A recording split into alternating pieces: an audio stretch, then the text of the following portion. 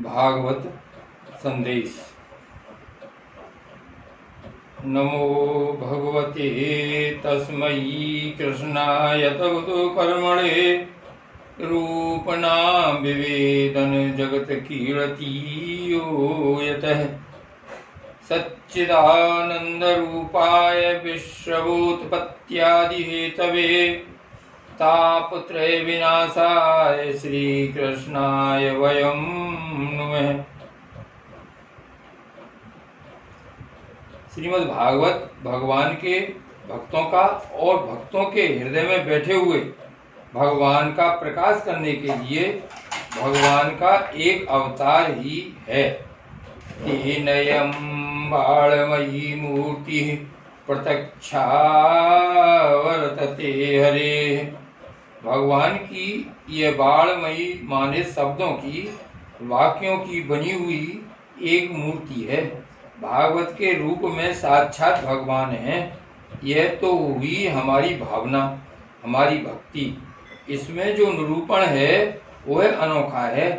मालूम पड़ता है कि यह कोई कथा सुनाई गई है, कोई कहानी है, परंतु यह कहानी नहीं है, कथा नहीं है। यह हमारे हृदय का ही चित्रण है। जितने पात्र हैं श्रीमद् भागवत में वे हमारी एक एक मनोवृत्ति के प्रतीक हैं। उनके चरित्र का जो वर्णन है वह हमारे मन का, हमारे हृदय का, हमारे हृदय को प्रकाशित करने वाले का, उसी को शक्ति देने वाले का और उसको कर्म में लगाने वाले का वर्णन है। भागवत का हम महात्म सुनते हैं। नारद जी ने सारी सृष्टि घूमकर छानकर देख ली। देखा कि कहीं शांति नहीं है। न गरीबी में शांति है, न अमीरी में शांति है, न विद्या में शांति है, न तपस्या में शांति है, न तीर्थों में शांति है, न पर्वतों में शांति है, न नदियों के तट पर शांति है। नारद जी जहाँ गए वहाँ उन्हें सर्वत्र अशांति का दर्शन हुआ। उनके मन में ये चिंता हुई कि इस अशांति का निवारण कैसे हो। तो आप पहले ये ध्यान दें कि नारद उसको कहते हैं जो सृष्टि बनाने वाले परमात्मा को और उनके ज्ञान को, उनकी भक्ति को सबके हृदय में भर दे। उसका नाम होता है नारद। यह भगवत संकल्प है। ब्रह्मा जी ने नारद जी को यही उपदेश दिया था कि यथा हरो भगवती नृणां भक्तिर्भविष्यति सर्वात्मन्यखिलाधारे इति संकल्प्य वर्णय। नारद, तुम अपने जीवन में एक संकल्प ले लो। संकल्प के बिना कोई काम नहीं होता। संकल्प माने तो आप लोग जानते हैं, ब्राह्मण लोग जो किसी कर्म के प्रारंभ में हाथ में अक्षत कुछ जल द्रव्य लेकर करवाते हैं, पर उसका अर्थ उतना ही नहीं है। उसका अर्थ है सम्यक कल्पना। आप जो काम करना चाहते हैं उसको सूझबूझ के साथ ठीक ठीक अपने हृदय में बैठा लें। यह काम कब करना है, कहाँ करना है, किस तरह करना है, इसका फल क्या होगा और इसको करने के लिए कितने लोग लगेंगे, कितने व्यक्ति चाहिए, सामग्री कौन सी चाहिए, पूरी कल्पना किसी कर्म के संबंध में, पूरी योजना, संपूर्ण योजना का नाम संकल्प होता है। तो नारद जी को क्या संकल्प लेना चाहिए? यह बताया गया कि परमेश्वर है सर्वात्मा। सबके शरीर में जैसे मंदिर में देवता होता है, ऐसा सबका शरीर मंदिर है और इसमें देवता के रूप में भगवान की ही प्रतिष्ठा है और मंदिर भी वही है। मंदिर में भगवान हैं, वह धरती भी वही हैं, अखिलाधार हैं। तो सर्वात्मा में और अखिलाधार में हमारे हृदय में भक्ति हो। भक्ति हो माने सबकी सेवा जिससे हो। भक्ति माने प्रेम से युक्त सेवा, प्रति विशिष्ट भगवदाकार वृत्ति। यह शास्त्र की भाषा है जिसमें लबालब प्रेम भरा हुआ हो।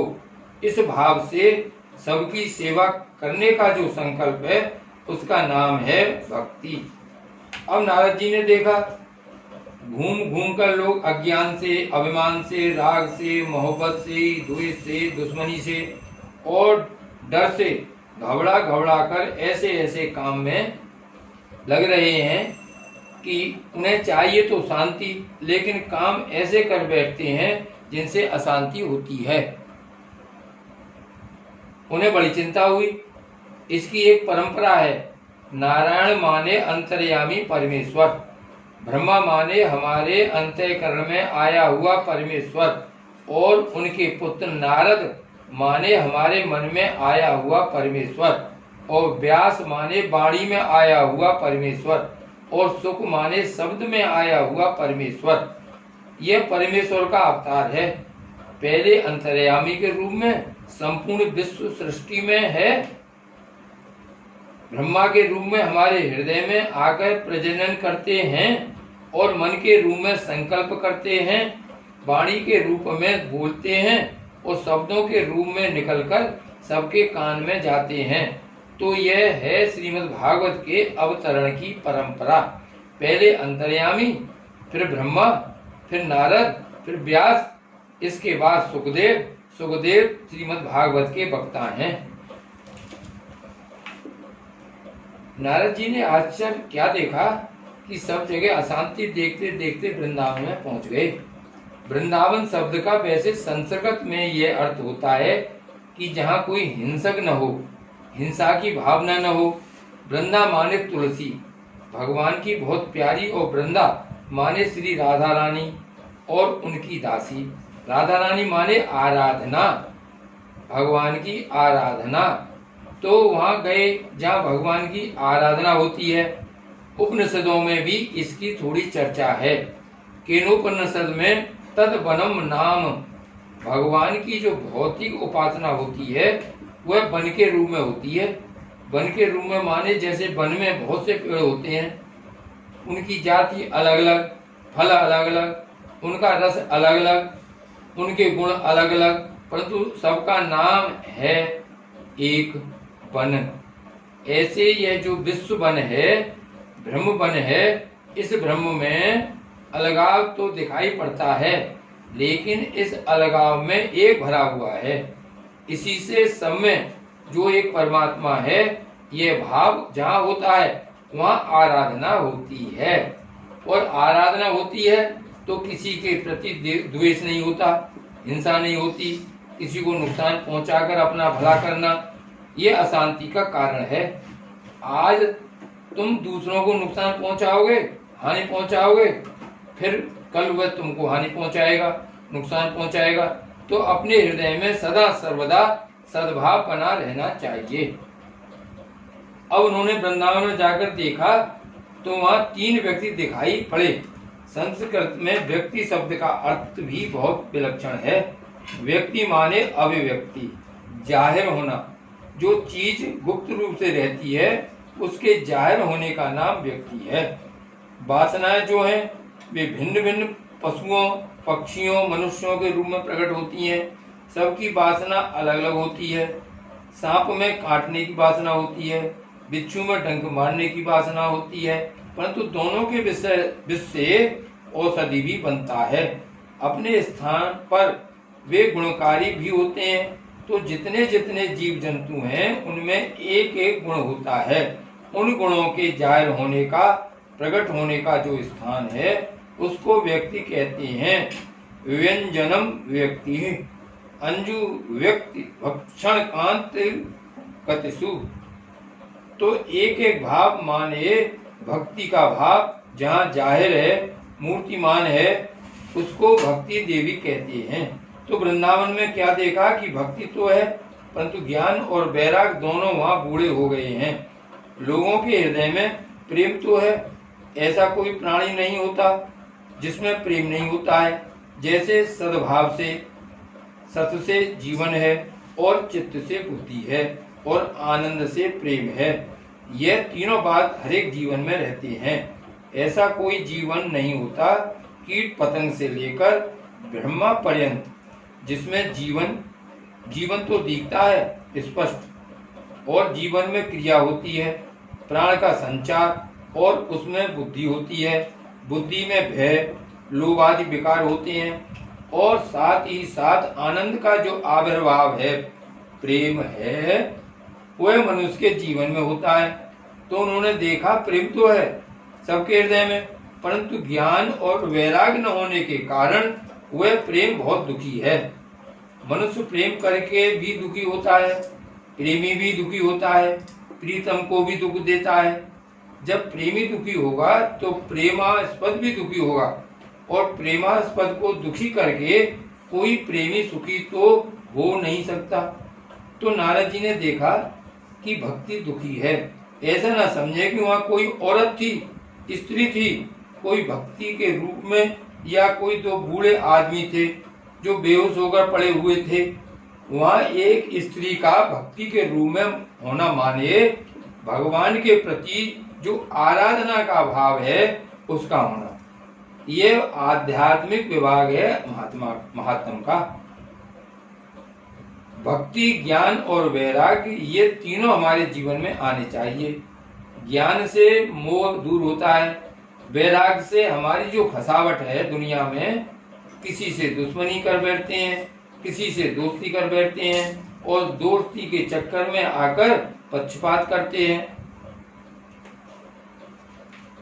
दुश्मनी के चक्कर में आकर अन्याय करते हैं। तो इसके लिए अपने चित्त में ऐसी एक स्थिति होनी चाहिए कि हम मित्रता तो करें, लेकिन हम मित्रता में इतने न फंस जाएं कि उसके पक्षपात से दूसरों के प्रति अन्याय कर दें। हाँ, किसी के साथ संभव है, हमारा स्वभाव अलग है, उसका स्वभाव अलग है, स्वभाव का भेद है, तो पटती न हो, परंतु केवल न पटने के कारण हम उसको नुकसान पहुंचावें, उसको हानि पहुंचावें, ऐसा नहीं होना चाहिए।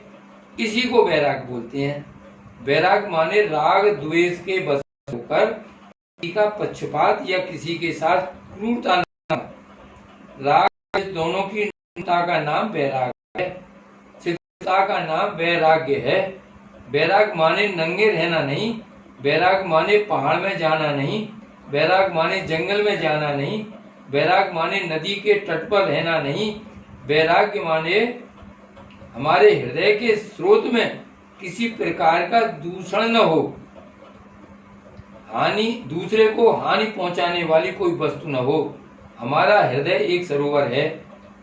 अब वहां देखा नारद जी ने कि वैराग की स्थिति अच्छी नहीं है, वह बूढ़ा हो गया है, बेहोश हो गया है, और ज्ञान जो है जिसकी हम भक्ति करते हैं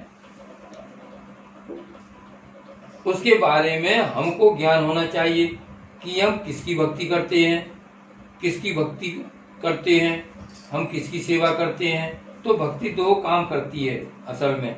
यह आप लोगों ने महात्म की कथा में सुनी होगी।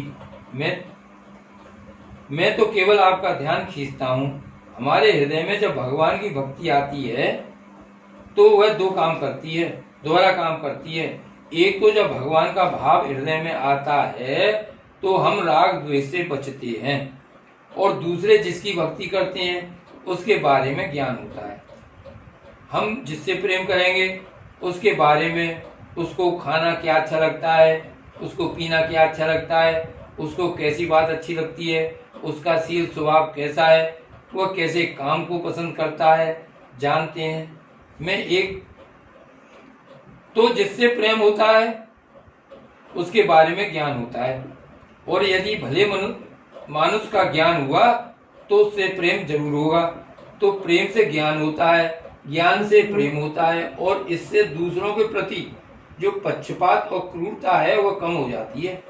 इसी को बोलते हैं भागवत के महात्म में भक्ति, ज्ञान और वैराग्य। तो भक्ति आकर हमारे हृदय में दो काम करती है।